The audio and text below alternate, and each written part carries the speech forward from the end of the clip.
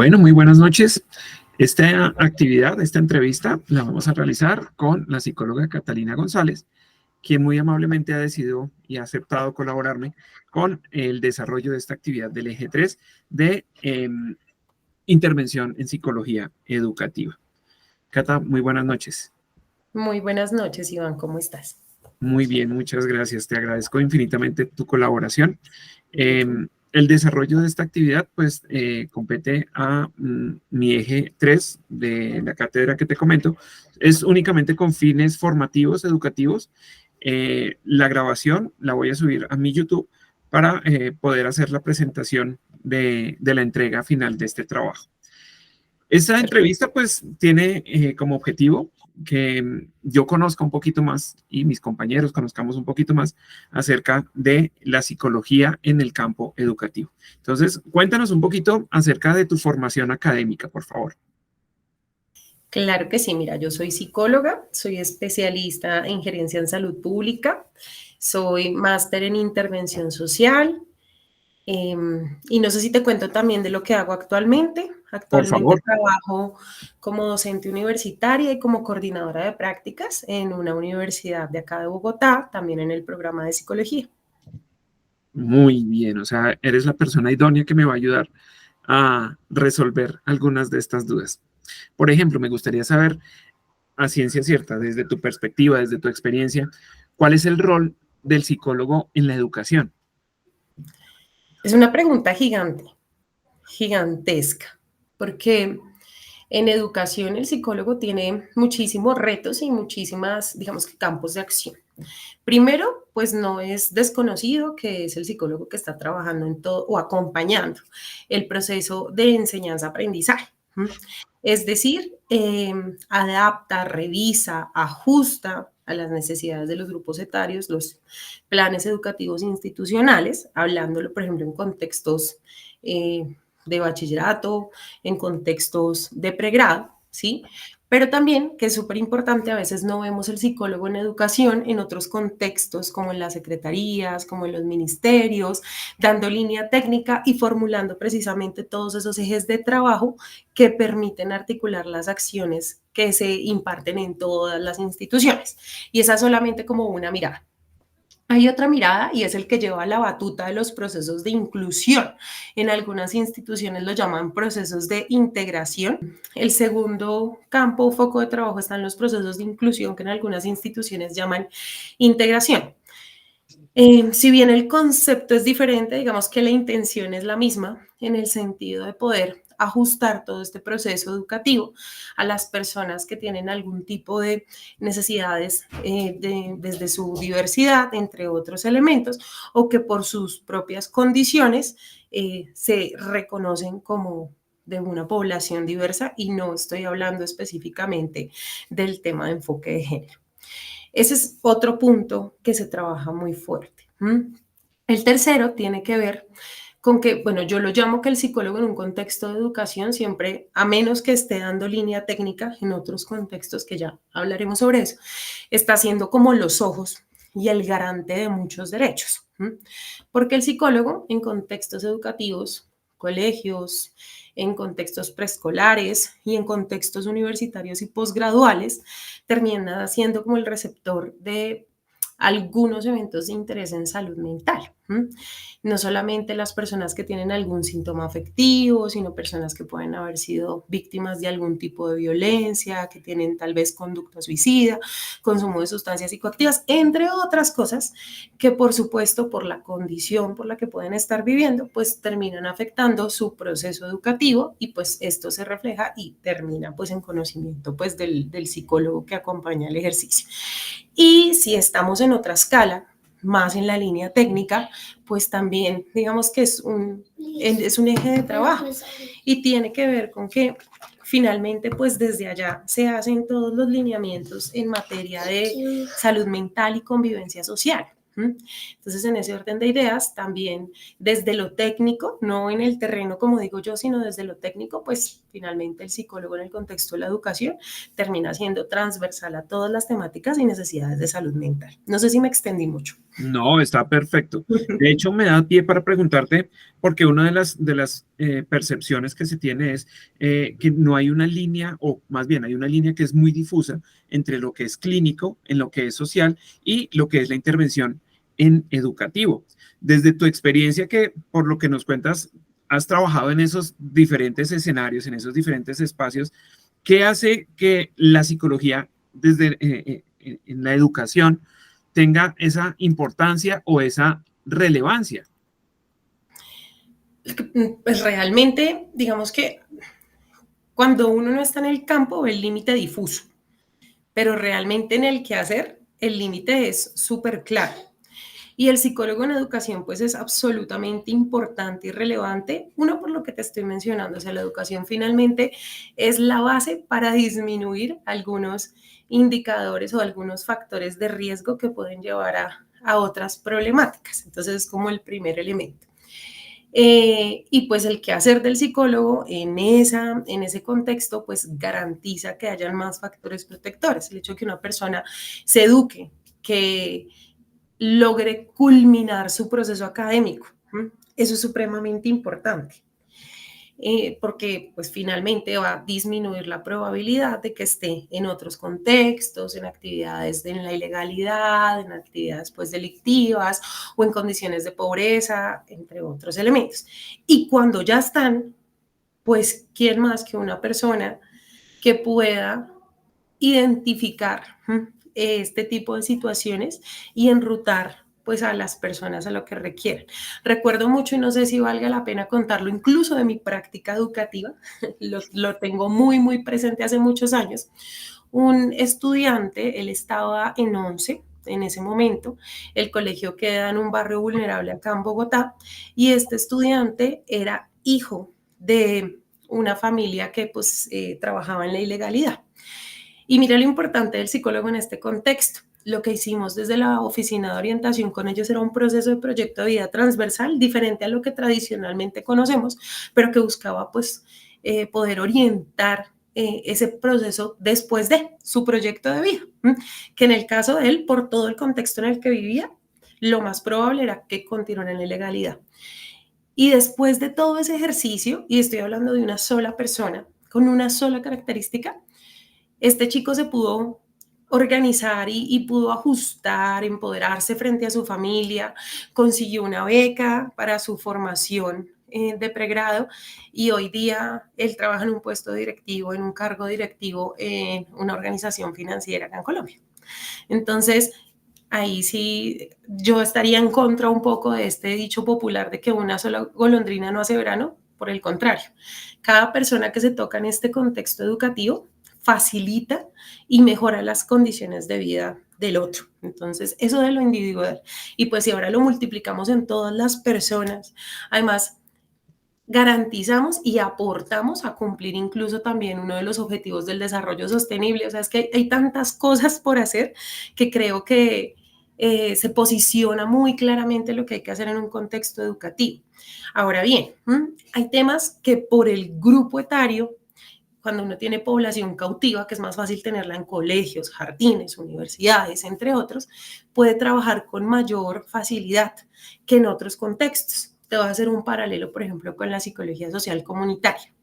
Hay temas súper bonitos que se puede trabajar en terreno con las personas.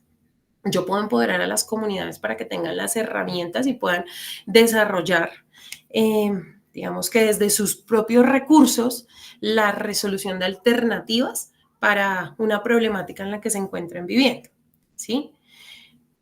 Pero luego con toda la comunidad hay unos temas específicos por grupos etarios que necesitan tener un proceso y una continuidad. Y son más fácil en algunos momentos anclarlos, por ejemplo, a los proyectos educativos. Te pongo un ejemplo. Desde el ministerio siempre hay como una línea que atraviesa todos los procesos educativos que tienen que ver con la formación en educación sexual y reproductiva. Que cuando no se tiene muy claro el rol del psicólogo, es el profe de biología el que termina enseñando educación sexual y por supuesto que tiene un conocimiento súper importante, pero pues en temas anatómicos y fisiológicos, pero en la toma de decisiones, en el comportamentales, respeto, de es un tema, aserción. sí, es un tema que es necesario trabajarlo. Yo lo puedo trabajar en otros contextos, pero cuando tengo solo adolescentes como población cautiva en un colegio, por ejemplo, es mucho más fácil trabajarlo ahí con ellos. Además, porque están como liberados de los ojos de los adultos que podrían estar viendo sus respuestas, digamos que frente a otra persona que indaga al respecto. Eso como para decirte muchas cosas. Y así como aclarando un poco ahí también ese límite que me mencionabas con el psicólogo clínico, hay una diferencia sustancial y es que el psicólogo educativo hace un proceso de orientación. El clínico termina siendo un ejercicio psicoterapéutico. Pero si el psicólogo que está en el contexto educativo no identifica el evento, no habla incluso con la familia de la necesidad de que esta persona esté en un proceso psicoterapéutico, pues nunca va a tener lugar este ejercicio. Te pongo otro ejemplo ahí. Es muy común que en los contextos, especialmente, por ejemplo, en las épocas en que se entregan las calificaciones, los chicos incurran en conductas suicidas. O hay chicos que tienen conductas suicidas persistentes, recurrentes y que fluctúan en el año con intentos o una ideación permanente. El psicólogo es el que comienza a orientar el ejercicio, le muestra al chico la importancia de que comience el proceso, de la necesidad de poder expresar eso que siente. Y también comienza a trabajar con todo el contexto familiar que es súper complejo, ¿no? Porque pues en nuestro país, por la cultura, todavía se tienen unos imaginarios bien interesantes frente al quehacer del psicólogo. Entonces, si el psicólogo no orienta adecuadamente, probablemente ese estudiante no va a recibir la atención que requiere recibir a nivel psicoterapéutico en un contexto clínico. Y no puede hacer como que, listo, ya terminamos. Tiene que hacer un seguimiento al proceso, ¿no? Y finalmente eso lo termina reflejando en cómo se ajusta en ese contexto educativo. Me encanta esa amplitud de la respuesta porque abordas diferentes elementos que me ayudan en esa construcción. Por ejemplo, ese tema social es fundamental y así como mencionabas el caso de este chico que dentro de una situación socioeconómica vulnerable, el trabajo del psicólogo es fundamental. Y como me lo contabas, no es solamente cómo su vida surgió o tuvo una transformación, sino también en ese contexto social, cómo eso impacta a su familia, su economía y salen de toda esa vulnerabilidad. Y por otro lado, el tema social también me parece supremamente valiosísimo.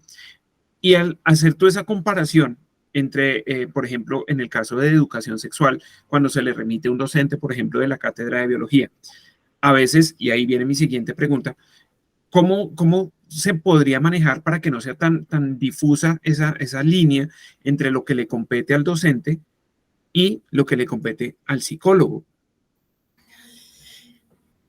Voy a hablar desde la utopía. Ojalá fuera así.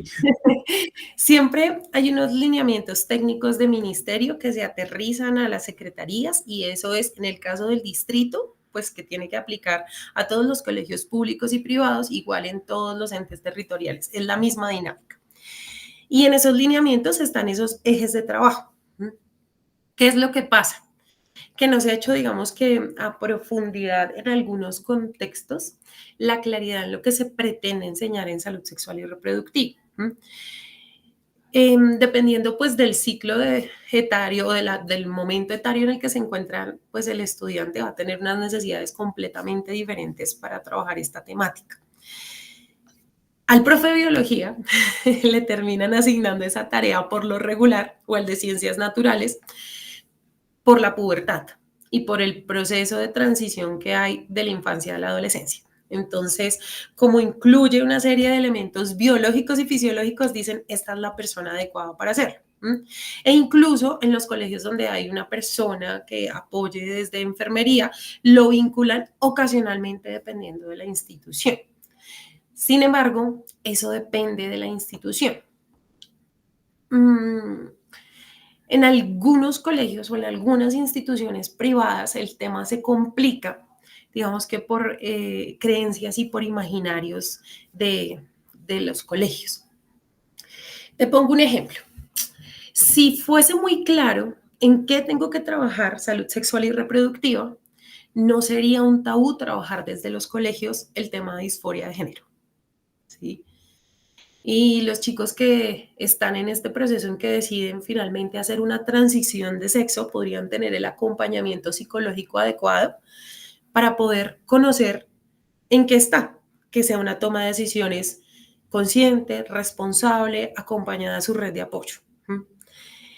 Si la educación sexual tuviese digamos que una línea clara, sería un poco más fácil que ese límite fuera más sencillo de identificar.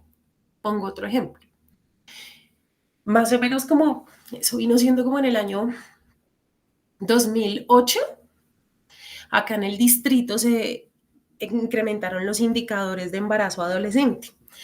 Y entonces el distrito comenzó a hacer una serie de estrategias bien interesantes, algunas fallidas. Pero una de ellas que me llamó mucho a mí la atención fue que después de que hicieron muchos grupos focales con adolescentes, se dieron cuenta que no era un tema exclusivamente de desconocimiento, porque la rutina en educación sexual era como, estos son los preservativos, estos son los anticonceptivos, si usted tiene relaciones sexuales le va a pasar esto, un ejercicio muy desde lo punitivo, desde lo aversivo, todo lo malo que le va a pasar. Pero en ningún momento estaba el tema, por ejemplo, de la toma de decisiones. O el Que para los proyecto de vida, ¿cómo te va a afectar eso en tu proyecto de vida? y que es una población súper difícil porque el adolescente apenas está terminando de madurar neurológicamente su lóbulo prefrontal, entonces la toma de decisiones es un ejercicio que está volviéndose fuerte neuropsicológicamente apenas. Es una persona que por ese mismo desarrollo neuropsicológico aún no hace un control de impulsos adecuado. Entonces, eso es lo que uno debería pensar cuando está haciendo, digamos que una línea de trabajo en salud sexual y reproductiva. Porque, pues bueno, sí, el desarrollo fisiológico ellos lo van a experimentar, lo ven y eso es algo que hace parte de ese proceso de adaptación en el que se encuentran. Pero que yo, por ejemplo, logre controlar los impulsos que tengo relacionados incluso con mi desarrollo sexual es un tema diferente. Y que le ponga un tinte de toma de decisiones es un tema diferente. Y entonces la Secretaría, retomando el ejemplo, hizo unos grupos focales y en esos grupos focales identificó que era un tema de toma de decisiones, que los chicos no veían el decir no como un método anticonceptivo, porque la información que les dábamos era todo el tiempo, las pastillas, la inyección, y no, decir no también es válido. Y no se había tocado el tema. Y en esa época acababa de ganar Factor X Julio y Farina, como en 2 años de diferencia. El reggaetón había llegado a Bogotá hacía como 1 año y medio, entonces estaba en furor. Y los adolescentes, por su desarrollo psicosocial, le prestan más atención a las figuras de referencia y a la música.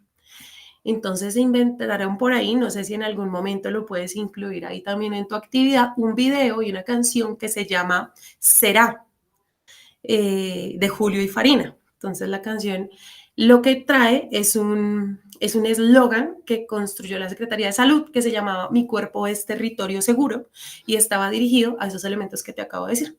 El control de impulso, la toma de decisiones, cómo puedo relacionarme con el otro, dejando de lado un poco todos los imaginarios culturales de lo que hay en una relación de pareja, especialmente en la adolescencia. Súper, buenísimo. Dentro de lo que me mencionas, rescató una situación que me llama la atención y da pie para la siguiente pregunta. Son roles muy definidos, pero cada institución es la que le marca sus límites, sus alcances, sus poblaciones, tanto el docente como el psicólogo. Pero me causa curiosidad saber, ¿eso genera algún tipo de roces, de dificultades por aquello de roles y egos? ¿Cómo manejar esa situación entre el cuerpo docente y el psicólogo? Todos los roces que quieras, especialmente porque acá en Bogotá y en la Nación pasa algo, te lo voy a hablar en el sector público, y es que uno esperaría que el que desarrolle el rol de orientador sea un psicólogo educativo, pero es tan amplio el proceso que es tan amplio el proceso, ven y quedas en la entrevista sentada encima mío, gracias, es tan amplio el proceso que en los requisitos del cargo no se establece que la persona sea solamente psicóloga. Es decir, yo puedo tener licenciados en ciencias sociales ejerciendo el rol de orientador. Entonces, desde ahí, pues ya puedo tener todos los roces posibles porque es como si nosotros nos fuéramos a dar clase de ciencias sociales, ¿sí? Puede que tengamos un conocimiento general de algunas temáticas, pero seguramente nuestra formación no estuvo dirigida para realizar esas acciones puntuales. Entonces, los roces comienzan desde ahí, ¿no? Desde el alcance, desde el posicionamiento. Las personas no tienen tan claro qué hace un psicólogo educativo porque el mismo sistema en ocasiones no lo facilita. En otros contextos sí, pero en algunos no.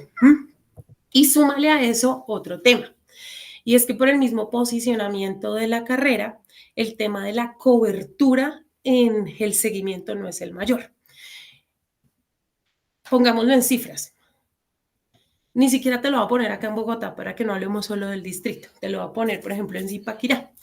En un colegio distrital que atienda 2.000 chicos, o pongámosle menos, 1.000 chicos en una jornada, hay un solo orientador.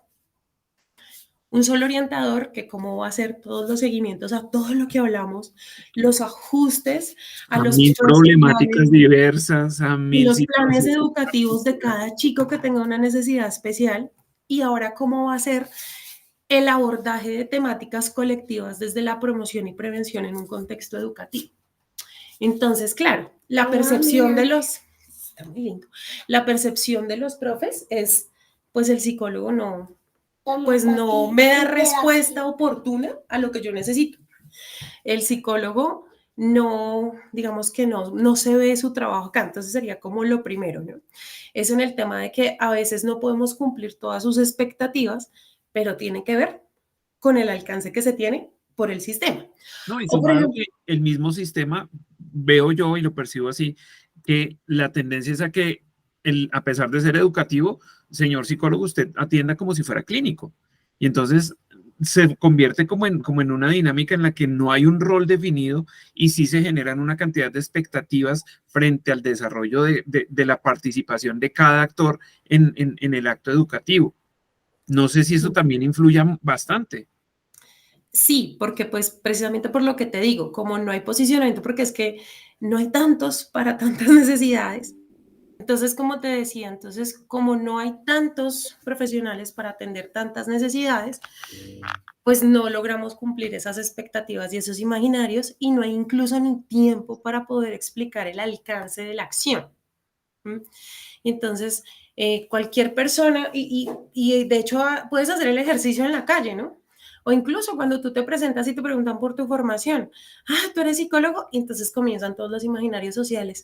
Ay, imagínese que yo tengo tal cosa, y comienzan a abordarlo a uno como si uno fuera psicoterapeuta de entrada, simplemente por haber estudiado psicología, porque pues desconocemos ese ejercicio aplicado que hay en cada uno de los, digamos que de los campos. Entonces, roces, muchos, siempre van a haber roces por la expectativa, por el alcance, incluso por la misma nominación en los cargos se van a presentar.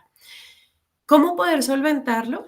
Bueno, tú mismo eres una estrategia para hacerlo. Entonces, ¿qué hacemos?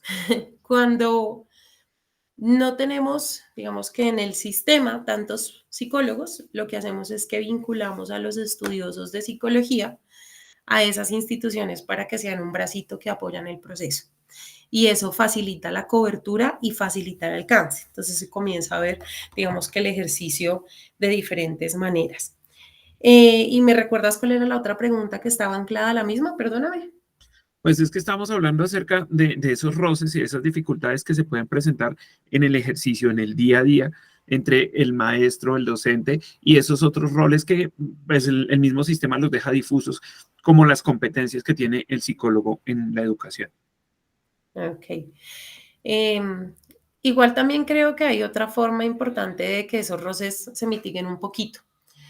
Y tiene que ver, uno, con el hecho de que nosotros seamos coherentes con la profesión en nuestra labor diaria.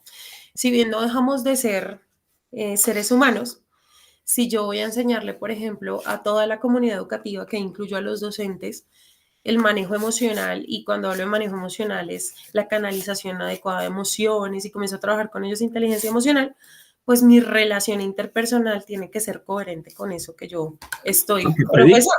La cobija. Que también es otra de las debilidades que tenemos en algunas ocasiones, porque pues somos seres humanos, pero que también pueden generar esos roces y pues desvirtúan lo que hacemos también, desafortunadamente. Ok. Para terminar, yo sé que es un poquito compleja la pregunta que te voy a hacer, pero es más como para ir cerrando y resumiendo. ¿Me puedes definir en muy breves, o sí, en 3 conceptos, la importancia que tiene el psicólogo en esos procesos educativos? Ya hemos hablado de todo el contexto social, cultural, de cada grupo, de cada situación en el desarrollo de los PEI, de los programas de educación. Pero, por favor, en 3 conceptos, ¿cuál definirías, cuál dirías tú que es las 3 elementos de mayor importancia del psicólogo en ese rol educativo? Acompañamiento de orientación del proceso de enseñanza-aprendizaje es el primero. Hacer un proceso psicoeducativo y de orientación acorde a las necesidades específicas de cada contexto. Ese sería el segundo. Y hacer ejercicios dirigidos a mitigar los posibles riesgos que ya haya identificado se puedan presentar dentro de los contextos educativos, generalmente desde la promoción y prevención. Muchísimas gracias, Cata. Rescato muchísimos elementos que me van a servir en el ejercicio no solo académico de esta entrega, de este trabajo, sino en la formación para ser un futuro psicólogo en el ramo educativo. Mil gracias por tu disposición, por tu colaboración y seguimos adelante. Bueno, muchas gracias a ti y que estés muy bien, y gracias a los que escuchen también este video. Que estés muy bien.